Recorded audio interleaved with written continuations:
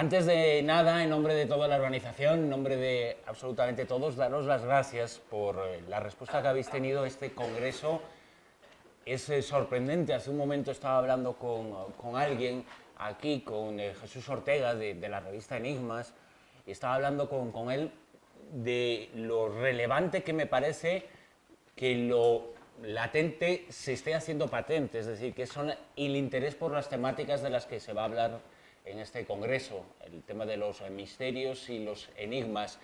He dicho, por desgracia, y por suerte también, por la parte de desgracia, yo en los últimos tiempos he podido asistir, porque son en fin de semana, y yo en fin de semana tengo que trabajar, la mayor parte de congresos que se está haciendo en los últimos tiempos, o muchos de los congresos que se están haciendo en los últimos tiempos, son fundamentalmente, aunque sea un éxito de dos líneas, que son la línea espiritual, en donde hay gente que cuenta cosas sobre cómo hacer que tu vida sea más feliz y más bonita, y son congresos, yo no tengo nada que decir sobre lo que dicen estos espirituales, pero bueno, no me convence absolutamente nada, y otro tipo de congresos en los que se dice alguna que otra barbaridad. Esos tienen un éxito enorme, y me parece extraordinario que en este congreso, en donde no vais a oír barbaridades, en donde vais a oír informaciones, trabajos, investigaciones e ideas que todos los que vamos a estar aquí queremos compartir con cada uno de vosotros y que vosotros opinéis,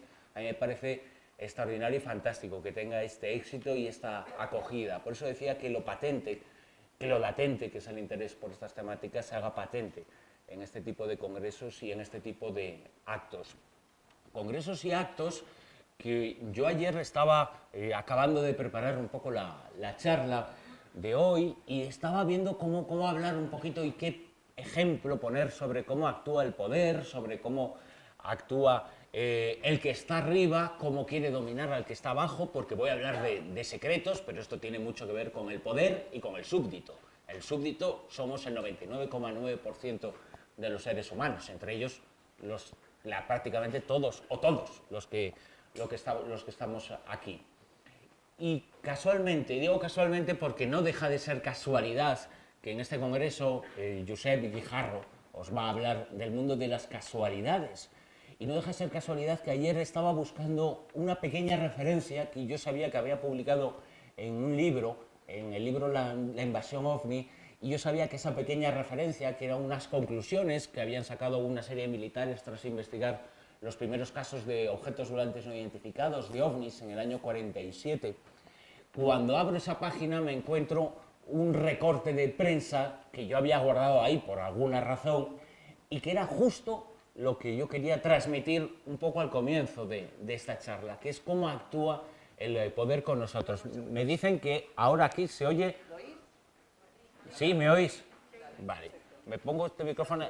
Si hay un momento en el que no se oye, me lo comentáis y me lo decís. Vale, pues perfecto. Y en este libro yo me había encontrado por casualidad este experimento y este dato que representaba perfectamente un poco lo que es la idea de por qué el poder investiga estas temáticas y por qué lo utiliza. Le decía ahora mismo a Jesús Ortega que el poder, quien está arriba, cuando investiga temas de misterios, temas de enigmas arqueológicos y fundamentalmente parapsicológicos y ufológicos, cuando se investigan este tipo de sucesos, no interesa el conocimiento.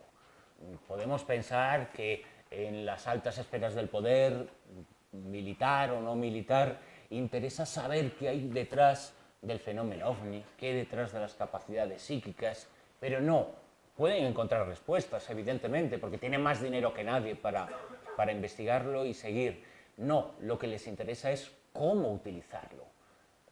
El poder no investiga por conocimiento, no investiga por placer científico, no investiga por placer informativo, no, investiga por su fundamental objetivo, que es perpetuarse en el poder, mantenerse ahí, y cómo se consigue, ganando al enemigo y teniendo más información sobre el enemigo.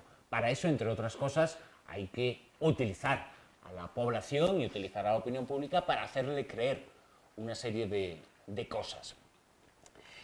El experimento al que hacía alusión y el que yo me encontré casualmente ayer y que representa perfectamente un poco la idea de cómo actúa el poder, es el que efectuó en el año 1955 un psicólogo muy importante en los Estados Unidos en aquella época llamado Solomon Asch. De hecho, por eso se llama lo que él descubrió como el síndrome Solomon. Fue un proyecto en el que participaron 123 personas y cada una de ellas participó junto, eran chavales, eran jóvenes, que estaban en lo que nosotros diríamos aquí el instituto, eran muchachos, 8, que participaban en cada uno de los experimentos y Solomon, el director, les puso una prueba. Y la prueba era, ustedes lo habrán visto muchísimas veces, contar con palitos y cruzar la quinta raya. En este caso eran 3 rectas verticales y una cuarta que cruzaba de forma oblicua las otras 3.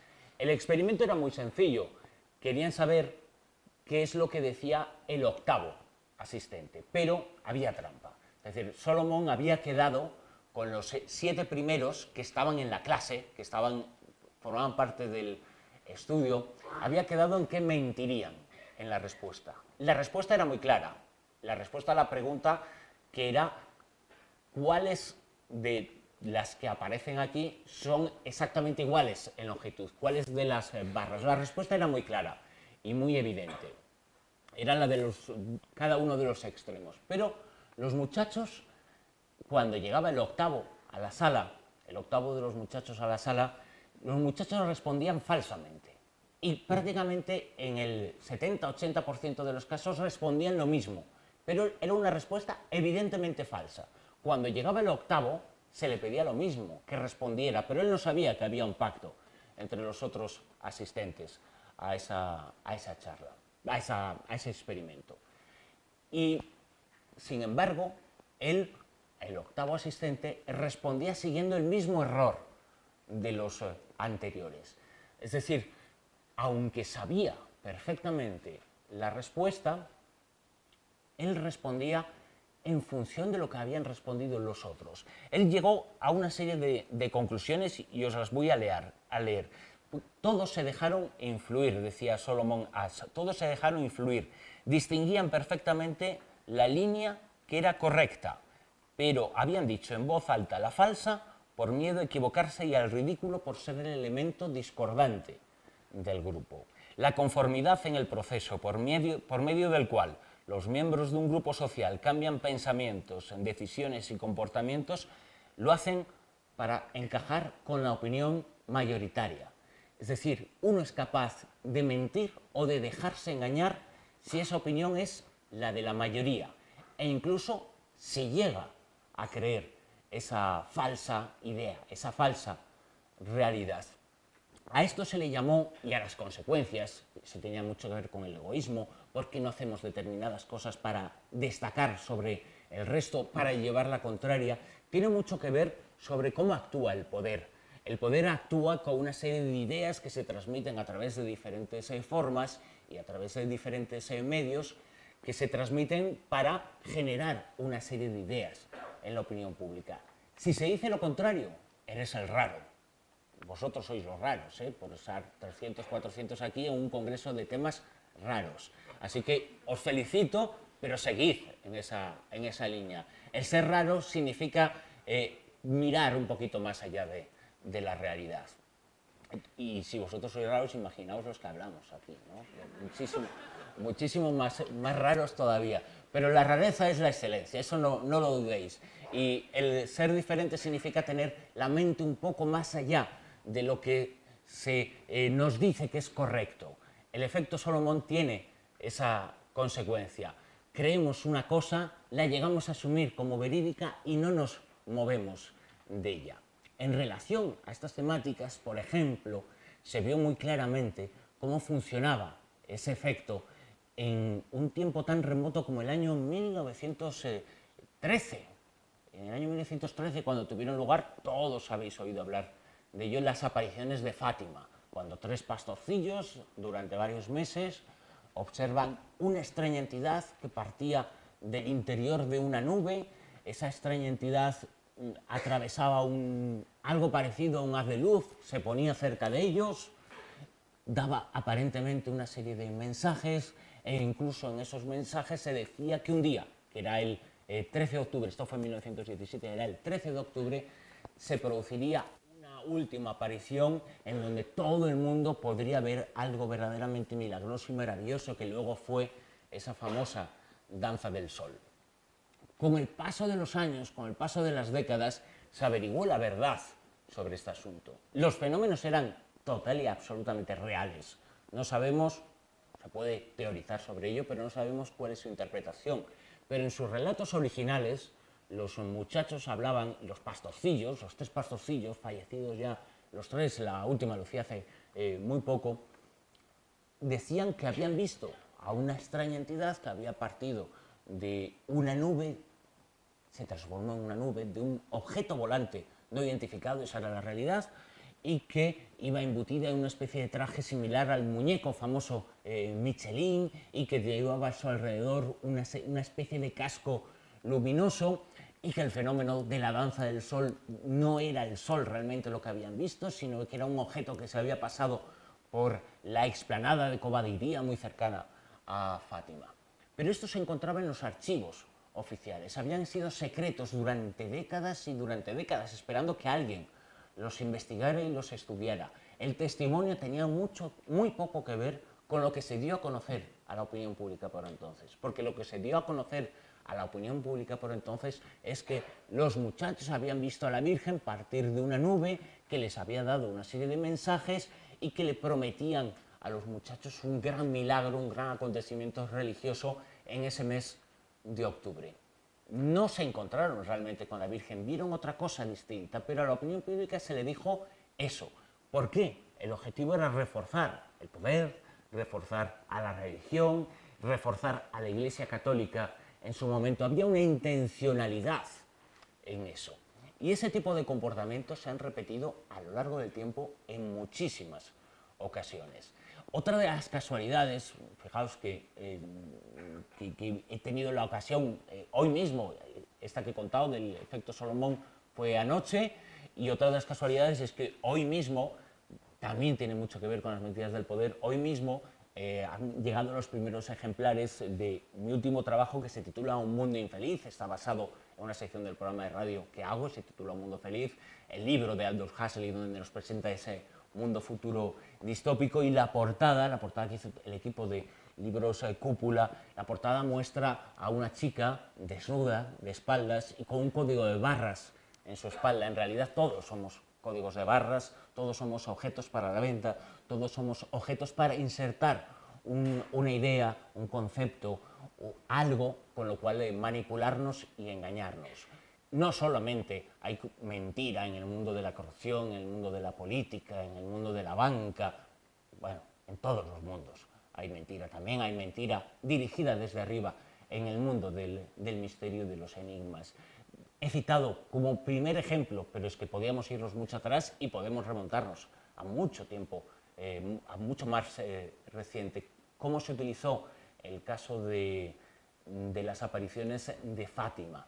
Pero les voy a citar un caso dentro del fenómeno OVNI que sirve para explicar también un poquito cómo el poder, y voy a leer un caso que yo creo que es el más interesante y más fascinante que se ha producido, o uno de los más interesantes y fascinantes que se han producido en nuestro país. Es un caso que ocurrió ya hace unos cuantos años, el 4 de diciembre de 1970, un caso en el cual todo formaba parte de un ensayo militar, uno más.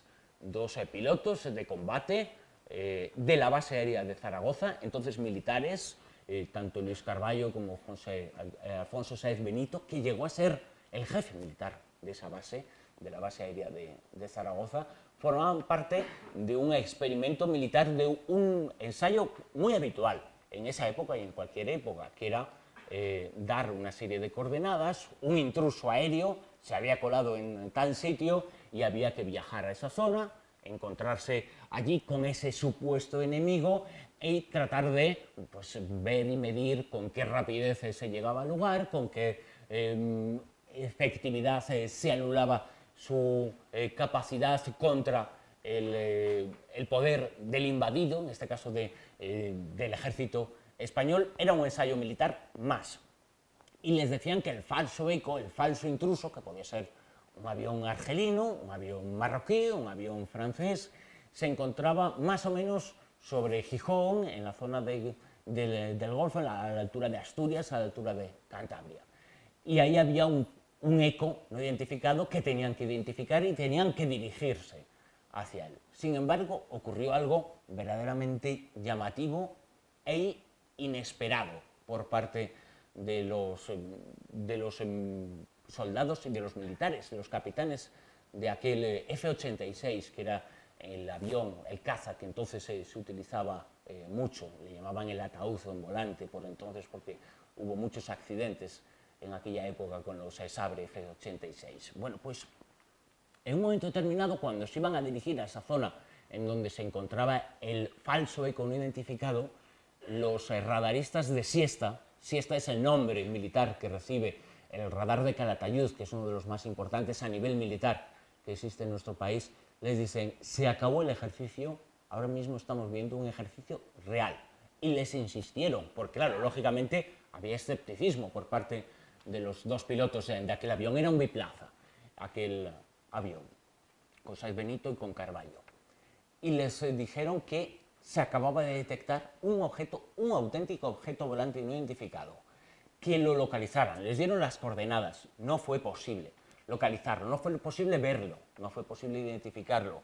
Dieron varias vueltas por la zona de la mitad norte de la península hasta que el depósito, su combustible, empezó a escasear y cogieron el camino de regreso, la vuelta a su lugar de origen, que era la pista de la base aérea de Zaragoza. Tan solo 100 kilómetros de la base aérea de Zaragoza identifican visualmente el artefacto. Primero ven a su izquierda un extraño resplandor y localizan cómo ese resplandor en realidad tiene una forma detrás, porque ellos se acercan a ese intruso y lo identifican. Yo no sé con qué compararlo, pero imagínense algo parecido a un huevo volante, por la descripción, pero en la parte superior con una especie de plataforma rectangular, similar a los gorros que hemos visto en determinadas sesiones en el mundo del derecho, por ejemplo, cuando se condecora a alguien, ese tipo de gorros, una especie de huevo con una plataforma en la parte superior. Los pilotos dicen que ese artefacto parecía absolutamente inteligente, pero que no respondía para nada, ni siquiera a una forma aerodinámica válida, pero que se desplazaba a una velocidad imposible para ellos y que incluso efectuaba algunas maniobras que eran propias de los auténticos ases de la aviación. Por ejemplo, la maniobra de la percha, que consiste básicamente en cuando un objeto, el objeto interceptor, el avión en este caso, se acerca al objeto volante y evidentemente se produce una anulación en el aire cuando se coloca detrás de ese artefacto. Sin embargo, hace la percha. Todos hemos visto la percha, pues básicamente es este movimiento. Hacer un semicírculo en la parte superior a gran velocidad y ponerse detrás, de forma que se ha anulado el efecto y el atacante pasa a ser el atacado, el inicialmente atacado. Esa maniobra no es nada fácil hacerla a 10.000 metros de altura y no es nada fácil hacerla a más de 1.000 kilómetros por hora. Muy pocos pilotos estaban capacitados, y menos en el año 70, para realizar esa maniobra. El Ejército del Aire después investigó este suceso. Este suceso acabó cuando en un momento determinado ese objeto no identificado parece que se cansó de su juego y se catapultó hacia la parte superior a una velocidad endiablada y desapareció para siempre. El caza y los dos pilotos aterrizaron en la base de Zaragoza, cumplimentaron sus cuestionarios, dieron parte de lo que habían visto y de lo que habían vivido y se inició el trámite oficial, que es la investigación oficial, recoger información y generar un expediente. El objetivo de los investigadores militares era saber cuál era la naturaleza de ese artefacto. Pues la pueden conseguir, pero el objetivo no era ese. El objetivo, tanto en esa como en otras investigaciones, es saber cómo utilizar esa información, saber cómo transmitir a la opinión pública, si llegara el caso, determinados datos que pueden ser muy importantes y que pueden ser muy relevantes. Si repasamos un poquito la historia del secreto, tanto a nivel parapsicológico como a nivel ufológico, encontramos algo sobre esto que les estoy contando. Vamos a contar una serie de hechos y de sucesos que han ocurrido a lo largo del tiempo y que nos explican muy bien esto que estoy contando. Nos situamos en el año 1959. La Guerra Fría había comenzado prácticamente al acabar la Segunda Guerra Mundial. Dos bloques enfrentados, tanto por un lado Estados Unidos y sus aliados, como la Unión Soviética y sus aliados. Dos formas diferentes de ver el mundo, de interpretar la realidad, y dos mundos completamente enemistados, sin una guerra abierta directamente entre ellos, pero utilizando las guerras en diferentes lugares y utilizando sobre todo la información y cómo transmitir la información a la opinión pública para poder conseguir sus objetivos. Y en este contexto, en el comienzo de la Guerra Fría, se produce el experimento Nautilus en el año 1959. Era también la época en la que se estaban desarrollando, por ejemplo, submarinos nucleares con una gran capacidad. Y se utilizó el submarino Nautilus, un submarino nuclear norteamericano que en uno de sus viajes se trasladó a la zona del Ártico, a la zona del Polo Norte, y dentro de ese submarino se viajaba una persona a bordo, una persona que no formaba parte de esa operación militar. Su único objetivo durante los 16 días de aquel viaje era estar dentro de una sala de la que no podían moverse. Esa sala solamente era visitada 2 veces al día por el capitán del Nautilus, y en esa sala tenía que transmitir una serie de ideas o una serie de cosas que veía. Para ese experimento se utilizaron dos cosas. Por un lado, el sujeto emisor, que hemos citado, y por otro, el sujeto receptor. Era una persona que se encontraba también aislada en una sala en tierra, en los Estados Unidos, en el centro de Estados Unidos, vinculado después se conoció como el Instituto Stanford, y también vinculado a la Universidad de Duke, a las investigaciones que había efectuado tiempo atrás el doctor Rhine, que fue uno de los primeros grandes parapsicólogos de los tiempos recientes. El experimento se repitió en 32 ocasiones, 2 veces al día durante 16 días. Y se utilizó para ello las famosas cartas Zener. Es un objeto científico que descubrió y que puso en marcha anteriormente otro, pero popularizó el Dr. Rhine, que consistía básicamente en 5 cartas con 5 palos, es decir, 25 cartas con 5 símbolos, una estrella, un cuadrado, un círculo, unas ondas, y cada vez que el emisor de ese experimento movía la baraja, extraía una carta, extraía por ejemplo la estrella, y transmitía mentalmente esa estrella al receptor, que se encontraba nada menos que a más de 2000 kilómetros de distancia, y los dos aislados. En cada una de las visitas el capitán recogía en un sobre lo que él había transmitido. Igualmente en tierra, a 2000 kilómetros de distancia, el receptor hacía lo mismo y recibía esa información. Se efectuó el experimento hasta en 32 ocasiones. Por azar, como eran 5 cartas distintas, por azar solamente se hubieran podido conseguir un 20%, pero los responsables de ese estudio dijeron que solamente se tomarían en consideración los resultados que estuvieran por encima del 40% de aciertos. Lo sorprendente es que el estudio dio como resultado que el receptor había acertado lo que había dicho el emisor, lo que había visto, y no había habido ningún contacto entre ellos, en un 70% de las ocasiones. Eso superaba totalmente las leyes del azar, total y absolutamente las leyes del azar. ¿Quién llevó a cabo ese protocolo? Una palabra que tan de moda está y que tanto le gusta al poder, utilizar la palabra protocolo. Es eso que no se cumple jamás, pero que queda muy bien decirlo. El experimento lo llevó a cabo y lo ideó la corporación RAND. ¿Qué es la corporación RAND?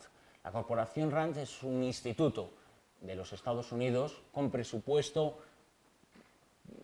civil, pero que llega siempre del ámbito militar. La corporación RAND tenía una función, y la sigue teniendo, pero en otro ámbito ahora, pero tenía una función muy importante dentro de la Guerra Fría. Lo que hacía era dar ideas al poder político y militar, sobre cómo, con esas ideas, imponerse al enemigo, ganarse a la opinión pública, a la de tu país y a la de todo el mundo. Eso era básicamente la Guerra Fría, porque no hubo fuego abierto entre las dos grandes potencias. Y la corporación RAND se dedicó durante todo ese tiempo, durante toda la Guerra Fría, a saber cómo utilizar la información para vencer al enemigo. Hay un libro publicado recientemente por la editorial Ariel, es un filósofo alemán el que lo ha publicado, que se titula Ego, en donde habla y os lo recomiendo vivamente porque es un libro extraordinario. Este filósofo alemán habla de cómo la corporación RAND utilizó el ego, porque detrás de experimentos como este que he citado anteriormente al comienzo de la charla del proyecto Salomón, funciona mucho el ego, cómo potenciar el ego de las personas, y cómo la corporación RAND actuó muchísimo durante la Guerra Fría. Y este experimento telepático fue diseñado y creado por la corporación RAND y nos indica muy a las claras cuál era el objetivo de este tipo de experimentos y de este tipo de estudios. No fueron ni muchísimo menos los únicos que se efectuaron en aquella época. Si nos remontamos al 31 de enero del año 1971, nos encontramos que ese día despegó de Cabo Cañaveral una nave espacial, la Apolo 14. El objetivo era, como todos los de la línea Apolo de la NASA, alcanzar la Luna. A bordo iba un astronauta llamado Edgar Mitchell, y él también fue conejillo de indias de un experimento telepático. Si lo del Nautilus había salido bien a 2000 kilómetros de distancia, con mucha tierra de por medio, el submarino bajo tierra, en el Ártico, en el Polo Norte, y había salido bien, saldría bien ese experimento telepático prácticamente igual al citado anteriormente, desde una nave espacial que intentara transmitir un mensaje a la Tierra, a un sujeto receptor, y el experimento, sin unos resultados tan extraordinarios, salió bastante bien durante todo ese tiempo, durante todos los días, que fueron 6 que duró ese vuelo, a unas horas concertadas, concertadas según el horario internacional de Greenwich, el horario de Londres. Se transmitía una serie de imágenes desde el espacio a un lugar en tierra, y el resultado volvía a estar significativamente por encima del azar. A nivel científico, el resultado era que, evidentemente, había algo más en la mente humana, alguna capacidad mayor en la mente humana que la establecida por la ciencia, por los 5 sentidos y por los cinco sentidos que poseemos. Que había algo más en nuestra mente que nos permitía saltar grandes espacios de tiempo y de espacio, y nos permitía contactar con otras personas a través de otros métodos. Evidentemente no era transmitir una idea, una frase compleja de un lugar a otro, eso no era posible, pero se podía utilizar esa información. Pues en esos mismos años comenzaba en los Estados Unidos a llevarse a cabo un proyecto, el proyecto Stargate, el proyecto Puerta a las Estrellas, aunque tenía otro nombre a nivel oficial. Y el proyecto fue financiado 25 millones de dólares anualmente, 40 trabajadores. No es un proyecto menor, evidentemente. Y el proyecto Stargate se vinculó en principio a la CIA, que es la agencia de inteligencia civil, después a la DIA, que es, digamos, que la versión de la CIA, pero dentro del ejército. Varias agencias de inteligencia participaron de aquellos trabajos, que se vincularon también a MK Ultra, un proyecto anterior que tenía por objeto dominar la mente de las personas. Dominar la mente y dominar las ideas ha sido siempre el objetivo de toda agencia de inteligencia. Y el proyecto Stargate tenía como fundamento principal conseguir saber cómo utilizar estos asuntos, primero de cara a la opinión pública y segundo también de cara a vencer al enemigo. El proyecto estuvo en marcha durante 25 años, en los cuales hubo decenas de personas trabajando en él, al frente de ellos dos científicos de primer nivel, como eran Harold Puthoff y el otro era el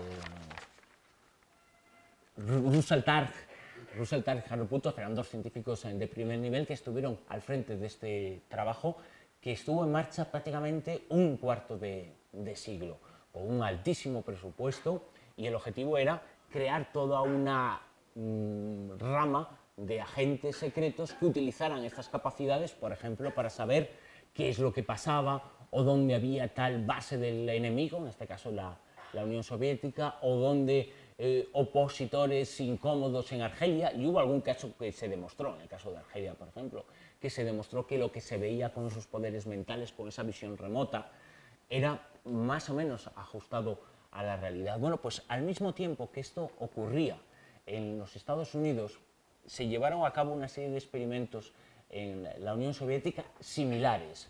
El pensar que el enemigo disponía de ese arma psíquica tan poderosa era el miedo, por un lado, y la posibilidad de que el enemigo estuviera también investigando en ese sentido. Y en este sentido yo quiero mencionaros, porque creo que es, además de ser un ejemplo de cómo se utilizó a nivel político y militar estas temáticas, también es un ejemplo de cómo, al margen de cómo se pueda hacer esto, también es un ejemplo de cómo también son absolutamente reales, porque es uno de los casos más extraordinarios y más indestructibles de la historia. Y la protagonista es una mujer, una militar rusa, se llama Nina Kulagina. Nina Kulagina había nacido en el año 1926 en San Petersburgo, entonces llamada Leningrado. Era muy joven, tenía 15 años cuando las tropas alemanas se acercaron a Leningrado. Estamos en los tiempos de la Segunda Guerra Mundial. Ella poco después se ingresa en el Ejército Rojo para defender a su país. Fue conocida por su valentía, por su atrevimiento, fue incluso condecorada por sus acciones militares. Alcanzó diversos rangos importantes en su país. En los años 60, ya mucho después, en los años 60, ella se encontraba ingresada en el hospital y manifestó y se convirtió en una especie de cotilleo entre las enfermeras de aquel hospital en San Petersburgo. Ella era capaz, pasaba sus tiempos libres cosiendo, sus tiempos libres con los ovillos, era capaz de detectar el color que le interesaba sin verlo, y aquel cotilleo llegó a oídos de algunos científicos de la Universidad de San Petersburgo, fundamentalmente. Y durante más de 2 décadas se sometió a todo tipo de experimentos. Esta mujer fue capaz absolutamente de todo. Tenemos en nuestra mente, porque lo hemos visto y ha actuado más en televisión y tenemos más claras sus imágenes, las de Uri Geller. Bueno, pues era como Uri Geller, capaz de doblar cucharas con la mente, con un mínimo contacto. Bueno, pues Nina Kulagina era todo lo que era Uri Geller, pero mucho más. Era capaz de mover objetos aparentemente con su mente, de desviar brújulas. Era capaz, incluso uno de los científicos a los que estudiaron su caso lo llegó a escribir, era capaz de transmitir calor y dolor solamente con el contacto de sus manos. Uno de los científicos describe cómo ella tocaba la mano de ellos, y solamente con tocar la mano a las personas no nos pasa nada, podemos sentir el tacto, pero el científico empezó a sentir un calor y un dolor que le era absolutamente insoportable. Él lo describió, lo escribió. Los informes científicos son verdaderamente apasionantes. Y hay muchísima información sobre lo importantes que podían ser las capacidades de esta mujer, que fueron utilizadas psicológicamente como parte de una operación por parte de la KGB, y esas informaciones y esas sospechas son las que animaron en los Estados Unidos a llevar a cabo el proyecto Stargate, que antes he citado, pero por otro lado también porque todas aquellas investigaciones, más en aquella época en los Estados Unidos, estaban circunscritas al ámbito militar, casi protegidas por el total secreto oficial. La KGB, el servicio de inteligencia soviético, estaba detrás de todos esos estudios y sabía perfectamente lo que había ocurrido. Después cayó el muro de Berlín, cayó el telón de acero, llegó la apertura con la perestroika en la Unión Soviética y una revista rusa, pero con una serie de influencias occidentales, publicó un informe contra ella diciendo que era un grandísimo fraude lo que había detrás de esta mujer, que era un gigantesco engaño, que era una extraordinaria prestidigitadora que había engañado absolutamente a todos. Fue la primera y única vez que hubo un juicio, están todas las actas, todos los testimonios de los científicos que participaron en la investigación, en donde la persona presuntamente dotada de esas capacidades denuncia a quienes desde el aparente escepticismo están dando a conocer una información, en este caso muy occidental, sobre el fraude que había detrás de ella. La conclusión del juicio fue extraordinariamente clara. La conclusión de la Corte Suprema en los Estados Unidos en el año 1983, tras la denuncia a los autores, fue que no había fraude y que había que restituir el honor de la persona, en este caso de Nina Kulagina, que falleció pocos años después. Durante todo ese tiempo, durante todas las investigaciones, en los Estados Unidos supusieron que la KGB podía haber encontrado y localizado ese arma poderosa y definitiva.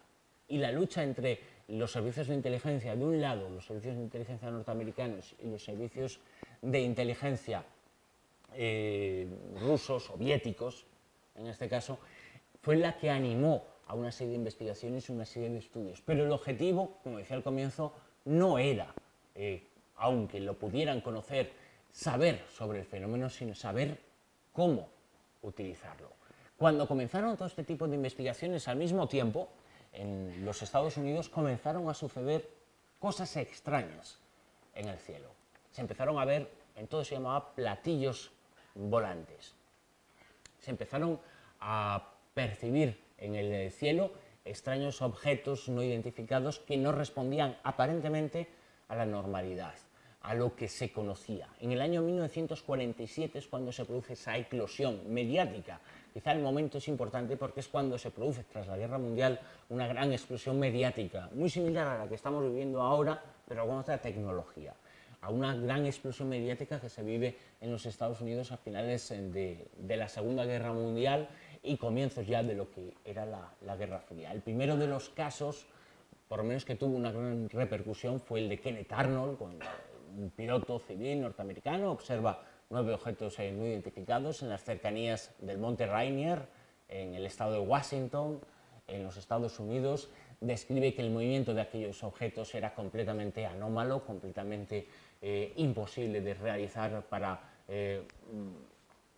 nadie o para la tecnología de la época, pero durante los días siguientes comienzan a suceder muchos más casos de estas características. Un investigador norteamericano, T.C. Blocker, localizó que entre ese primer mes, entre ese 24 de junio y 30 días después, se produjeron solo en los Estados Unidos, creo que eran 687 o 697 casos que habían sido reflejados por la prensa de la época. Estamos hablando de unos 20 diariamente. Aquello provocó el interés por parte de las autoridades militares, que tenían la sospecha, primero, de que pudiera ser armas del enemigo, lógicamente, que tuvieran ese pensamiento, y había que saber si el enemigo estaba detrás de aquellos artefactos o no estaba detrás de aquellos artefactos, y cómo se podía utilizar la información. Y se abre el proyecto Signos, el primer proyecto de investigación en los Estados Unidos, proyecto de investigación oficial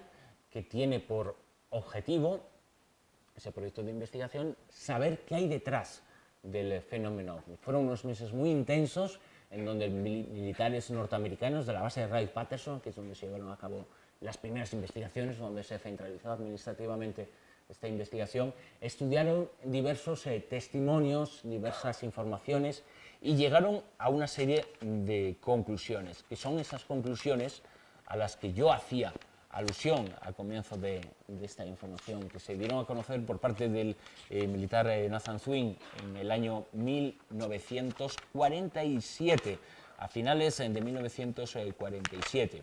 Este soldado norteamericano, en un informe cuyo texto yo creía que había copiado, pero aparentemente no lo había copiado. Pero no importa, será otra casualidad de esas. Saben que cuando les contaba al comienzo estas casualidades que habían ocurrido, que ayer buscando esta información me encontré con ese experimento al que hacía alusión, me encontré con los datos, con ese recorte de prensa de ese experimento y decía que de casualidades también se iba a hablar en este congreso y que lo iba a hacer mañana Josep Guijarro en su conferencia, en su presentación, pasado mañana es que va a estar también en mi programa Josep y le voy a preguntar sobre ese tema. Va a hablar de casualidades, de cosas que ocurren en el mundo que no podemos explicar. Bueno, y casualmente he perdido este dato, casualmente cuando entraba Josep por la sala.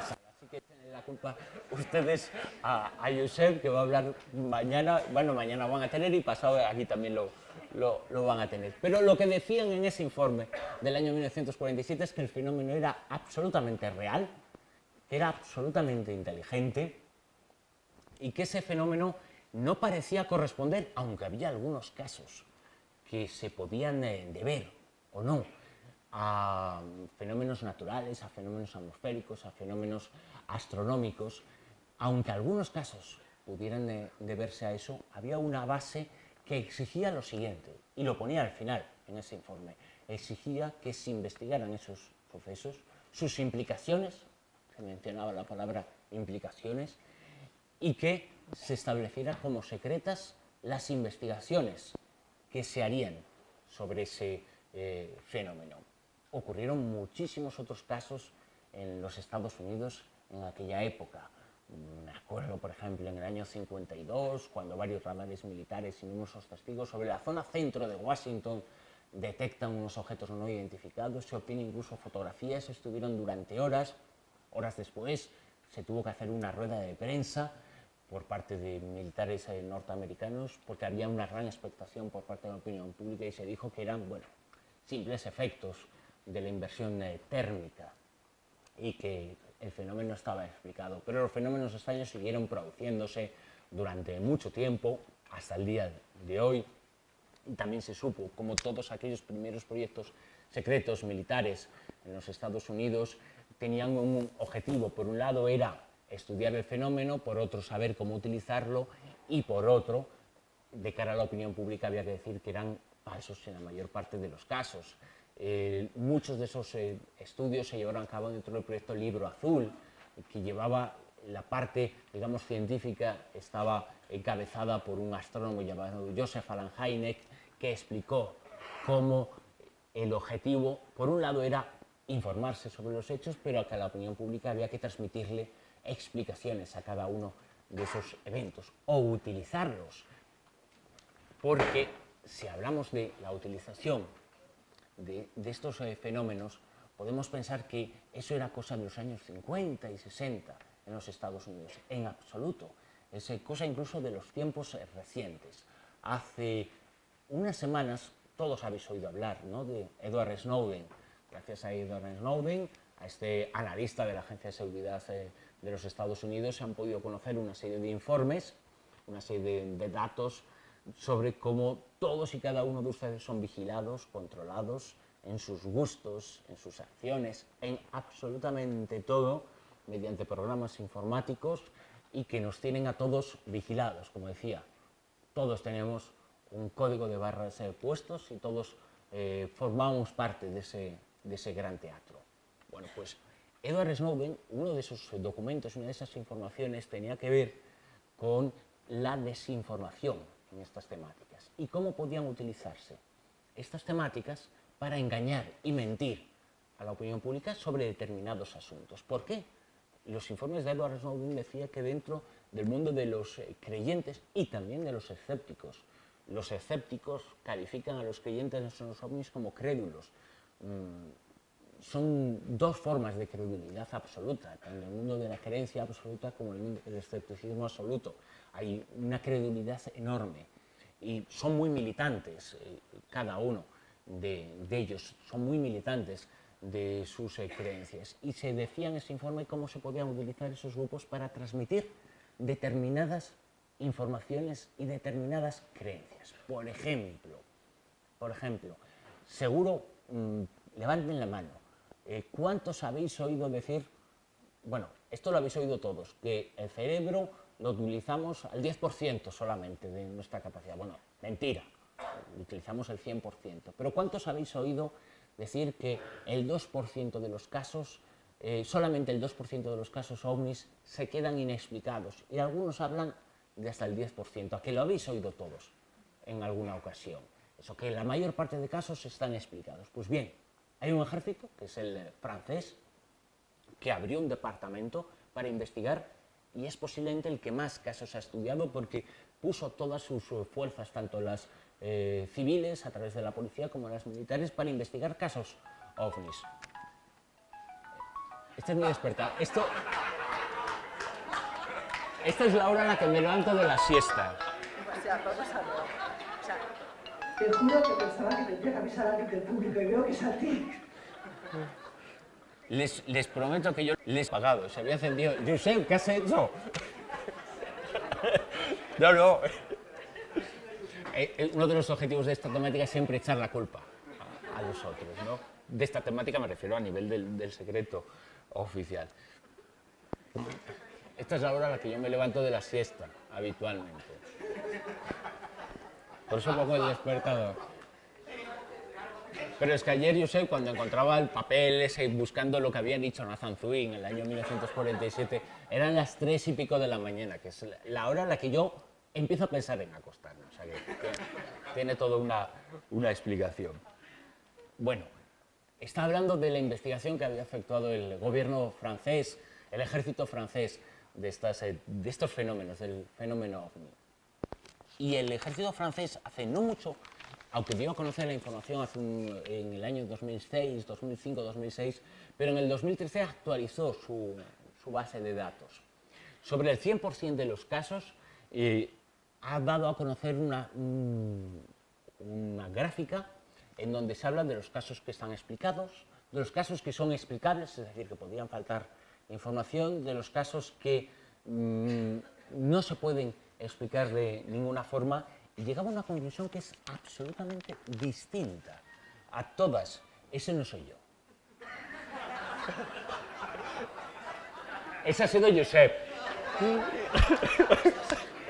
¿Ves cómo tenía yo razón? Cuando empieza con estas cositas un congreso es que va a estar bien.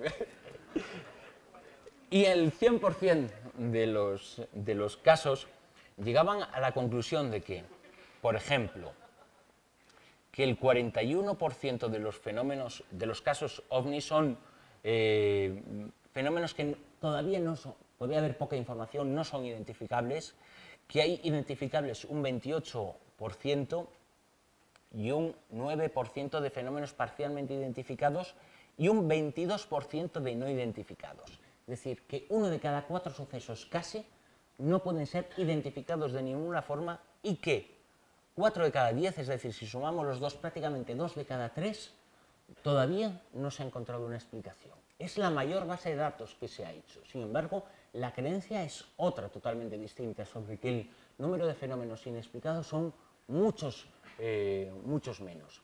Igual que han oído ustedes, ¿cuántas veces no han oído la afirmación de que algunos ovnis, claro, algunos ovnis no son luces en el cielo, no son bolas de fuego, son auténticas naves? Y dicen, bueno, son prototipos militares, prototipos secretos. Y todos nos lo creemos porque es una explicación creíble, ¿verdad? Debemos pensar que estamos unos años más avanzados y que nos enteramos de las cosas 5, 10, 15, 20 años después. En el año 1989, tanto Lorenzo como Josep lo conocen porque fue uno de los años más interesantes en cuanto al fenómeno ovni, 1989 y 90. En Bélgica se produjeron cientos de avistamientos de objetos triangulares.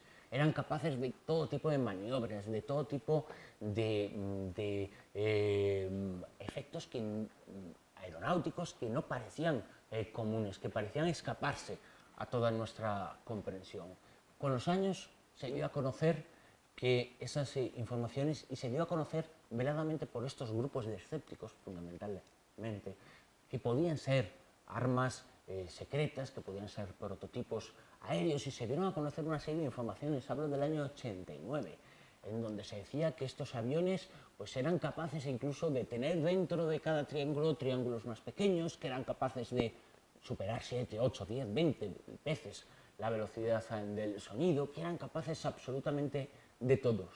Y la opinión pública creyó que aquellos eventos tan interesantes, que incluso fueron investigados por la Unión Europea, que ocurrieron no solamente en Bélgica, pues que en Bélgica, un país pequeño, fueron muy persistentes los avistamientos. Hubo cientos de ellos, pero también los hubo en el Reino Unido, también los hubo en España, en Francia, en otros países de Europa, en Alemania.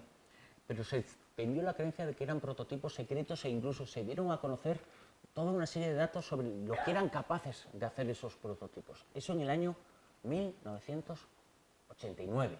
Han pasado desde entonces pues 25 años, prácticamente, o sin el prácticamente, 25 años.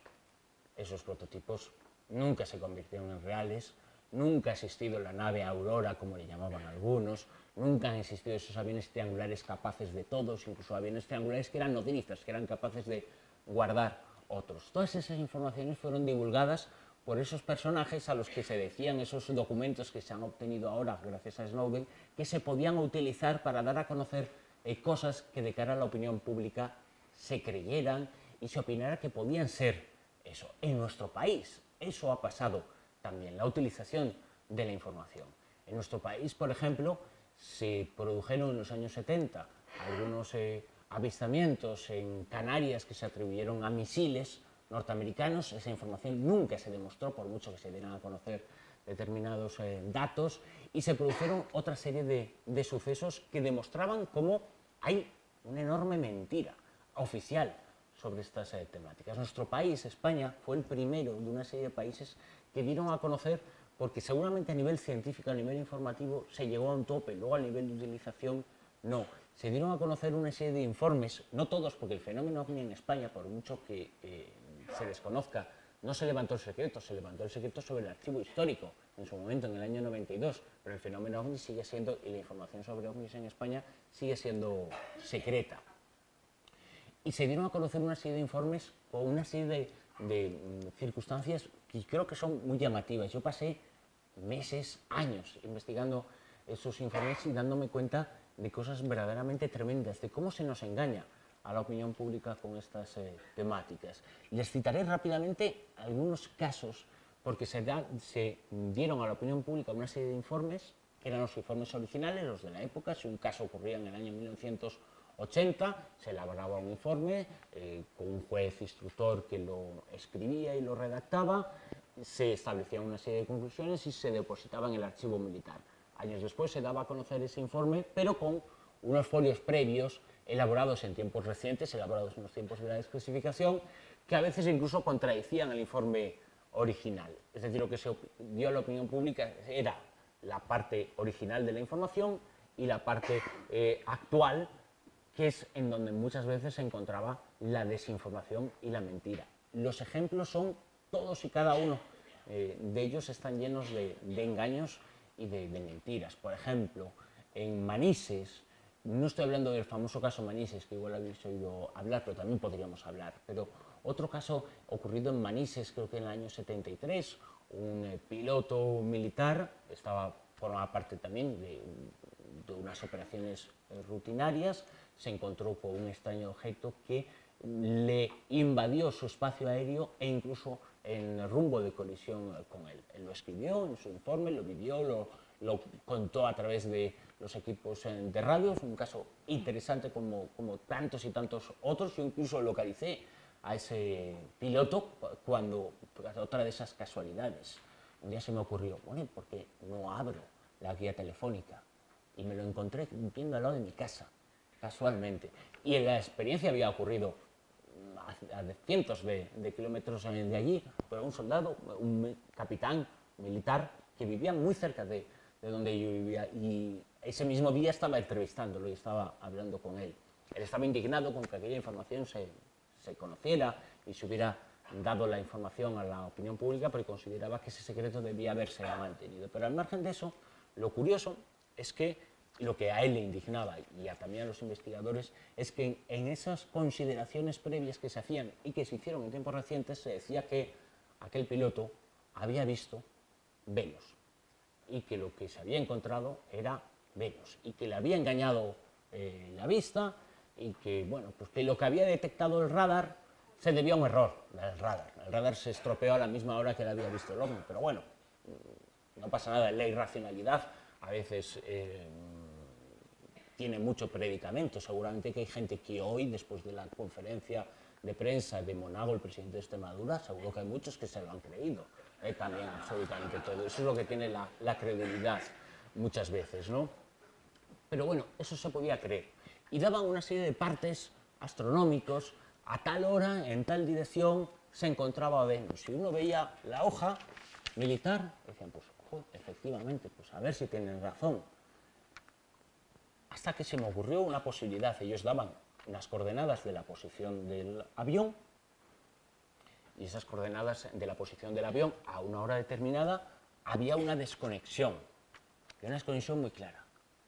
Y con el tiempo descubrimos que lo que se decía que era Venus no era Venus, pero se nos había dicho porque se había engañado en el informe con la hora. No habían llegado a pensar que habría alguien que metería en el mismo ordenador esos datos, en los mismos programas informáticos esos datos, y que descubriría que en los papeles, en tiempos mucho más recientes a los que se elaboró el informe oficial original, en los papeles se había engañado sobre la hora en la que el suceso había ocurrido. Era muy fácil, porque los programas informáticos de estas características tienen una hora y los informes aéreos tienen otra, porque esos informes se basaban en la hora de Londres, que es la hora internacional, y los otros se basaban en la hora peninsular. Entonces, gracias a eso, lo utilizaron, y a la hora real en la que había sucedido aquello,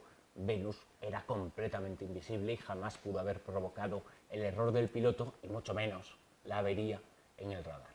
Bueno, casos como este en los que se engañó encontramos muchísimos. Por ejemplo, encontramos en un caso ocurrido en enero del año 75 en el polígono de tiro de las Bardenas Reales, un polígono muy utilizado por los pilotos de la base aérea de Zaragoza. Encontramos un caso verdaderamente curioso, verdaderamente bonito. Un ovni se había colocado cerca de la torre de control, lo habían visto muchos militares y muchos soldados, elaboraron una serie de informes. Muchos años después tuve la ocasión de poder entrevistar a esos testigos y poder estar con ellos y poder estar con la persona que se encontraba al frente de esa base, de ese centro militar de Bardenas Reales. Y reconocía todo el expediente original, menos aquel informe en el cual, un folio, era un informe, en el cual se decía que la luna había provocado aquello.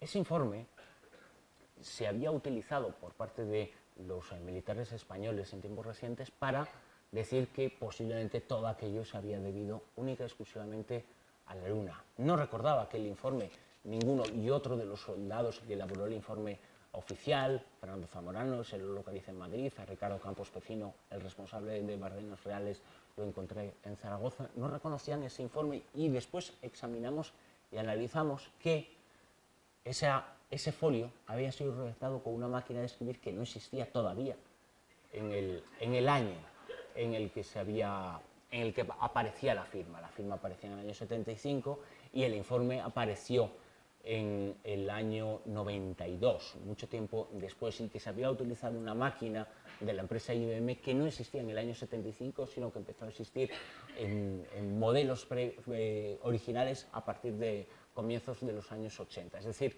se metió un informe falso, pero de cara a la opinión pública quedó la idea y se transmitió la idea de que muchas de esas informaciones y muchas de las cosas que tienen que ver con ovnis pues requieren una investigación posterior, que los ufólogos son personas crédulas y que los escépticos tienen razón y que en aquellos casos en los que los fenómenos son reales posiblemente sean prototipos, que no digo yo que no haya casos, pero es un porcentaje.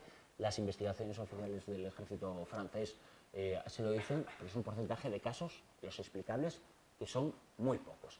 Por lo tanto, y concluyendo, todas estas temáticas, tanto las que tienen que ver con la parapsicología como con la ufología, todas estas temáticas se investigan fundamentalmente por cómo utilizarlas de cara a la opinión pública y cómo insertar determinadas creencias y determinadas ideas. Evidentemente, gracias a ellas se saben cosas y se pueden saber cosas sobre esos fenómenos, pero lo que interesa es la utilización que se haga de esos datos y la utilización que se haga de esa información. Que eso sirvió en su momento como parte de la Guerra Fría, de la guerra psicológica dentro de la Guerra Fría entre los Estados Unidos y la Unión Soviética, pero que ha servido en tiempos actuales para meter ideas en la opinión pública, utilizando a los investigadores y a los ufólogos y a los seguidores de estas temáticas para meter en la opinión pública determinadas ideas y determinadas creencias, y que gracias a la predisposición de los medios a escucharnos, pues era una forma de poder transmitirlos. Es decir, en conclusión, un siglo de investigación de estas temáticas nos demuestra lo que todos sabemos, aunque hayamos tardado mucho tiempo en darnos cuenta. El poder político, que a veces es el mismo que otro tipo de poderes, pero el poder político no quiere saber sobre las cosas, quiere conocer cómo utilizarlas y cómo emplearlas para engañarnos y para mentirnos. Ese es el objetivo del poder, porque el poder solo tiene una función, que es perpetuarse, y para eso necesita engañarnos. Necesita que Monago diga hoy que iba a Canarias por cuestión de trabajo. Es un ejemplo que podemos hacer de cosas actuales, pero en el detrás lo que hay es lo mismo. Es decir, engañar y dar una serie de informaciones y dar una serie de datos que no sean reales, pero que tengan un objetivo, que sea mentir a la opinión pública. Me están pidiendo que me calle. Pues me callo. Cualquier cosita, ustedes preguntan hoy o mañana o cuando sea.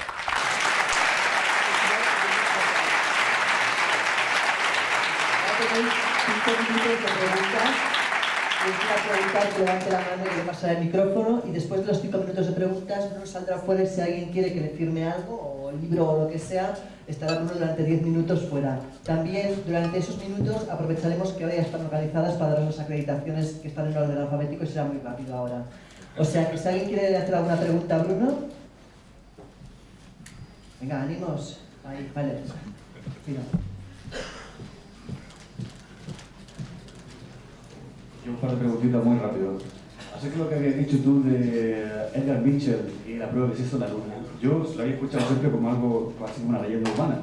Él lo menciona como algo que lo hizo por cuenta propia, pero el resultado nunca lo vi, y ni qué método utilizó. Él utilizó, te lo digo porque lo apunté, pero él utilizó las mismas cartas Zener. ¿Y el porcentaje de resultados? El porcentaje de resultados fue exactamente se hizo 5, a ver.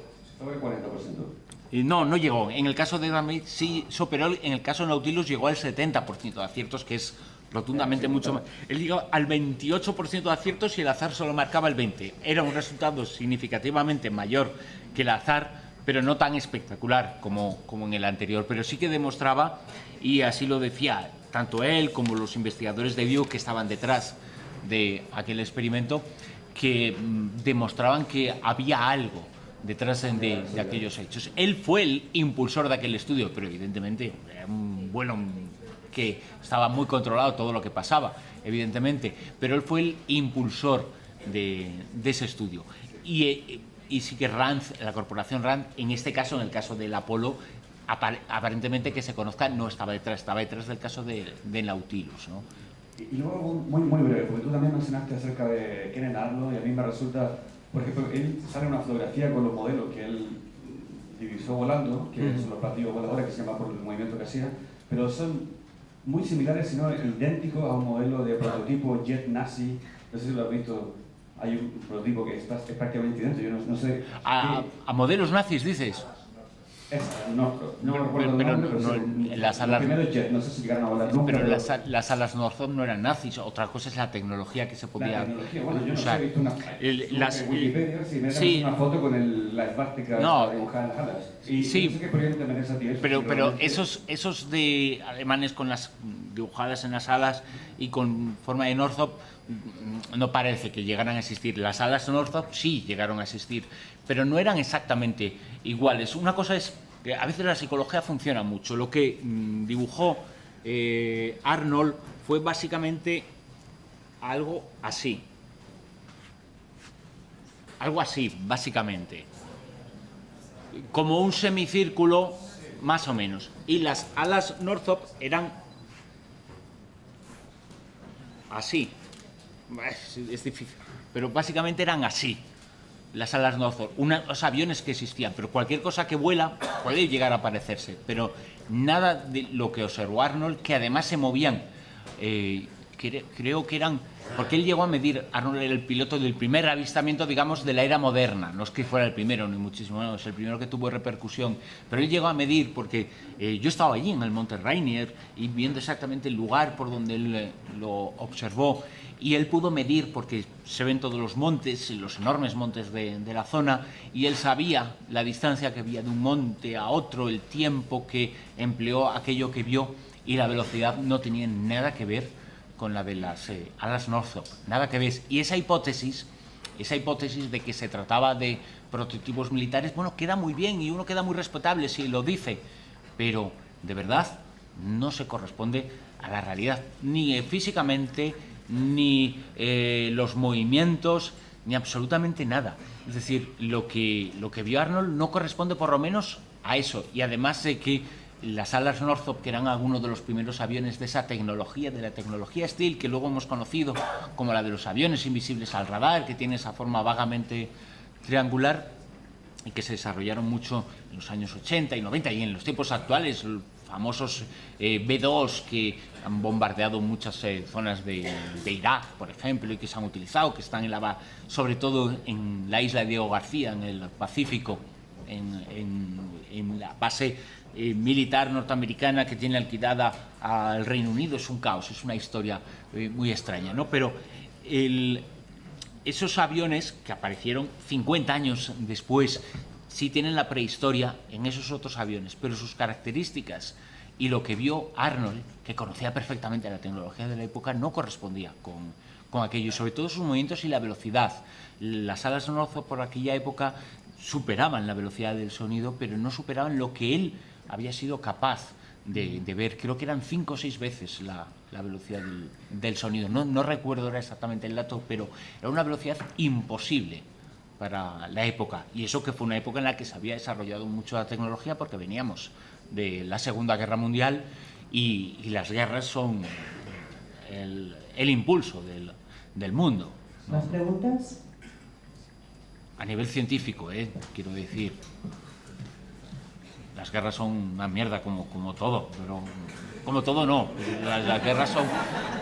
Las guerras, pero me refiero a nivel científico, son un impulso. Por desgracia tiene que ser ese el único impulso que haya. Hola. Sí, hola. Hola, mira, tal vez te quede ingenua, pero has comentado que al poder lo que le interesa al manipular su conocimiento es básicamente perpetuarse, ¿no? Entonces, ¿hay alguna remota posibilidad, y por eso digo lo de ingenua, de que sea por un instinto de protección? O sea, ¿qué pasaría si la opinión pública, pues, el no saber, ¿no? Generar la incertidumbre, cómo eso lo puede repercutir en las masas también? Claro. No me parece en absoluto. Lo que ocurre que podíamos haber ahondado muchísimo en eso. El poder funciona igual en esta temática como en la corrupción, como en otras, evidentemente con diferentes elementos, pero al final, y por eso he citado ese experimento, el efecto Solomón al principio, ¿no?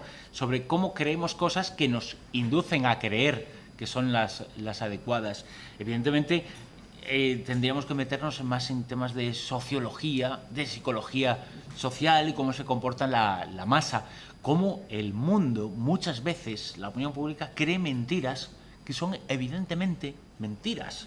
O sea, y a veces son tan evidentes, pero como parece que hay que decir que es verdad, todos las asumimos hasta que casi las incorporamos. Y el poder no deja de ser también un elemento, como cualquier ser humano, cuyo objetivo, lo decía Darwin, pero es muy evidente, es perpetuarse, sobrevivir, es la selección natural. También eso afecta al poder que quiere seguir y sobrevivir respecto a las masas.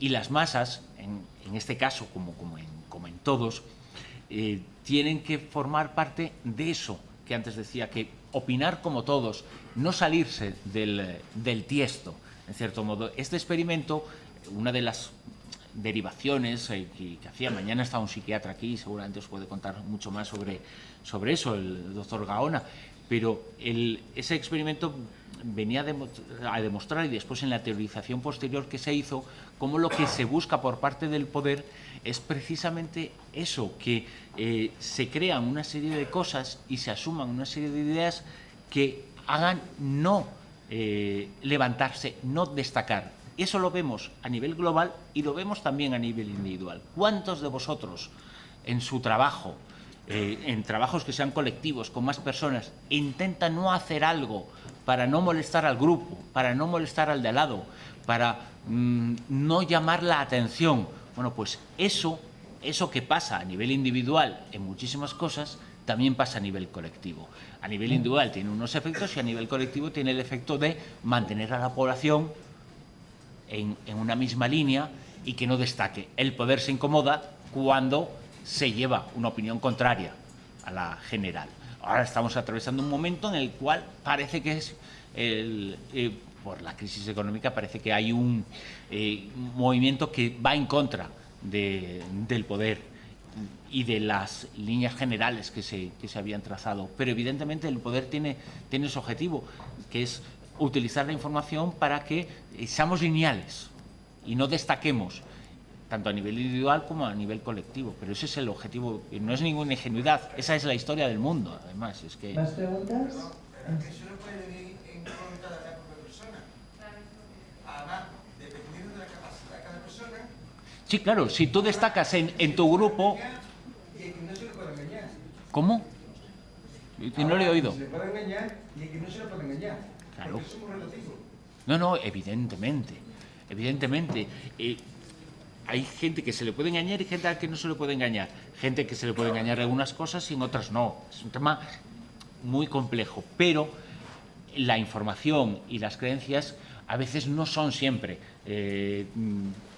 como nosotros la vemos, sino como las ve la opinión pública. Es decir, es que, y quizá porque he tocado mucho esas temáticas en los últimos años, pero por ejemplo, ¿quién no tiene una idea sobre quién era el bueno y el malo entre Bin Laden y el presidente de los Estados Unidos? Todo el mundo tiene una idea, pero todos, cuando tenemos información, reflexionamos sobre que los dos eran igual de capullos, o son, bueno, en el caso de Bush, y criminales y asesinos, pero la versión oficial, digamos, lo que se ha establecido es que uno era por lo menos un poco más malo que el otro. Entonces, una cosa es el efecto individual, por mucho que sean muchísimos individuos, y otro es el efecto colectivo de las mentiras y de lo que se nos transmita del poder.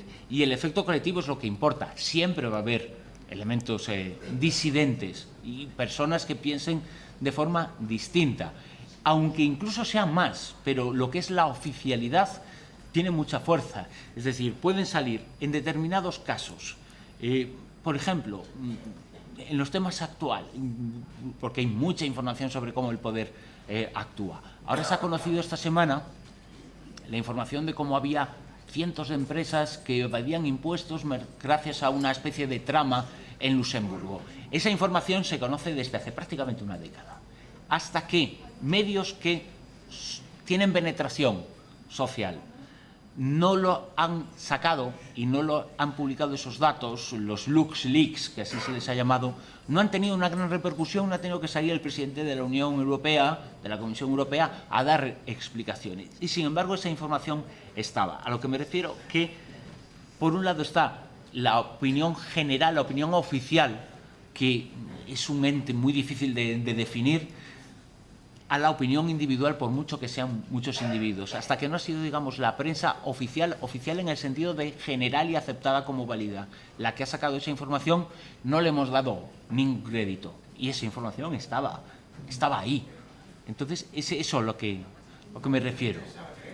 ¿Cómo? No, claro que no interesa. Y claro, las mentiras son muy reconfortantes para la opinión pública. Había un filósofo de la política de los años 60 en los Estados Unidos, muy seguido por todos los políticos a nivel mundial, llamado Leo Strauss, decía que la sociedad necesita que le cuenten mentiras que sean reconfortantes para que se las acabe creyendo. La gente y la opinión pública se creen las mentiras porque no le incomodan en su día a día y no le hacen pensar. La gente prefiere sentarse en su sofá sin que...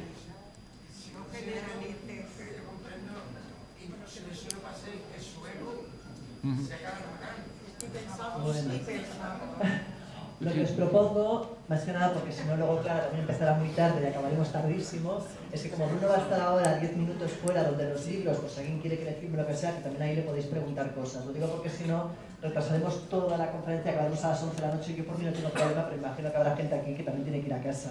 Entonces, Bruno, te propongo que en la parte donde están los libros también se pueden acercar y hacerte preguntas ahí en directo. Sí, claro. Y así también aquí nos va para preparar la declaración en 10 minutillos y volver todos aquí en unos 10 minutos, un cuarto de hora como mucho. Y que también estoy estos días por aquí, ¿eh? No hace falta que me... Vas a estar aquí todos estos días, evidentemente. O sea que... La oportunidad de hablar con él tendréis. Hay 3 días para acabar conmigo.